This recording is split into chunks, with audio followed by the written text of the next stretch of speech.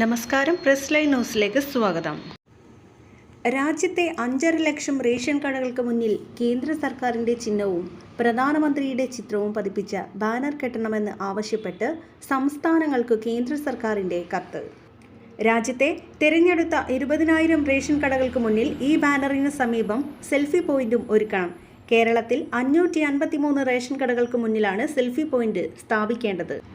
മഞ്ഞ, pink card ഉടമകൾക്ക് 10 kilo സാധനങ്ങൾ കൊണ്ടുപോകാവുന്ന കാലിസഞ്ചി കേന്ദ്ര സർക്കാരിൻ്റെ ചിഹ്നവും പ്രധാനമന്ത്രിയുടെ ചിത്രവും പ്രിന്റ് ചെയ്ത് റേഷൻ കടകൾ വഴി വിതരണം ചെയ്യും. 20 കോടി മുൻഗണനാ കാർഡ് ഉടമകൾക്ക് കേന്ദ്രം സൗജന്യമായി നൽകുന്ന റേഷൻ വിഹിതത്തെക്കുറിച്ച് ബോധവൽക്കരിക്കാൻ ഈ നടപടികൾ സ്വീകരിക്കണമെന്നാണ് സംസ്ഥാന ഭക്ഷ്യ സെക്രട്ടറിമാർക്ക് അയച്ചിരിക്കുന്ന കത്തിൽ പറയുന്നത്.